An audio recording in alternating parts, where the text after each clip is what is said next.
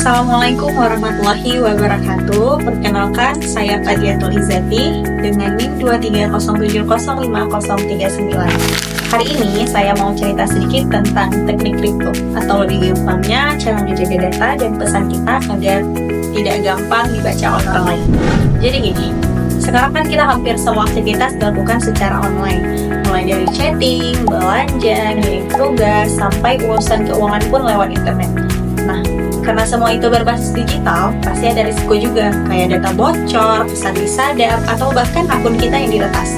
Disinilah teknik kripto berperan penting. Teknik kripto ini semacam cara buat nyembunyiin data kita dari orang-orang yang nggak berhak. Ibaratnya kayak kita ngirim surat, tapi sebelum dikirim, suratnya kita ubah dulu jadi kode rahasia yang cuma bisa dibaca sama si penerima yang punya kunci. Nah, proses ngubah surat jadi kode itu namanya enkripsi. Misalnya, kalau kita kirim pesan lewat WhatsApp, pesan itu sebenarnya sudah dienkripsi. Jadi, walaupun ada yang nyadap di tengah jalan, mereka nggak bakal ngerti isi pesannya karena bentuknya itu udah kayak huruf dan angka acak. Terus ada juga yang namanya hashing. Teknik ini beda sama enkripsi. Kalau hashing itu biasanya buat nyimpen password. Jadi, waktu kita daftar akun dan masukin password, sistem nggak nyimpen password kita secara langsung, tapi diubah dulu jadi kode unik. Kode ini nggak bisa dibalik ke bentuk asal. Jadi kalaupun ada yang bisa lihat database-nya, dia tetap nggak tahu password kita sebenarnya. Ini bikin akun kita lebih aman. Contoh lain ada juga tanda tangan digital. Ini penting banget buat ngebuktiin kalau suatu dokumen atau pesan beneran dari orang yang ngirim dan nggak diubah-ubah di tengah jalan.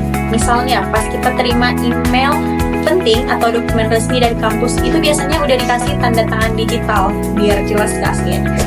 Dan satu lagi nih, ada sistem yang namanya public key dan private key.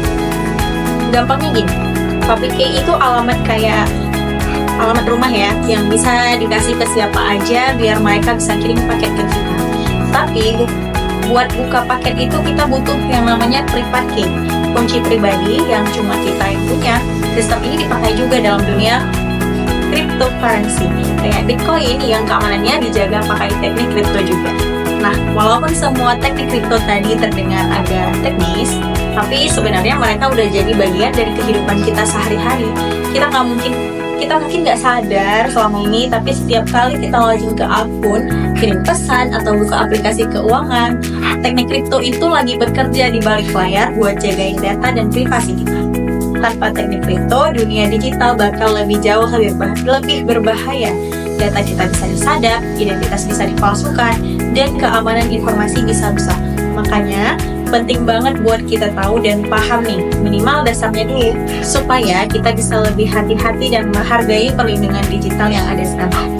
Oke, segitu dulu penjelasan dari saya soal teknik kripto. Semoga bisa bikin teman-teman jadi lebih paham dan tertarik sama dunia keamanan digital ini. Terima kasih sudah nyimak sampai akhir. Wassalamualaikum warahmatullahi wabarakatuh.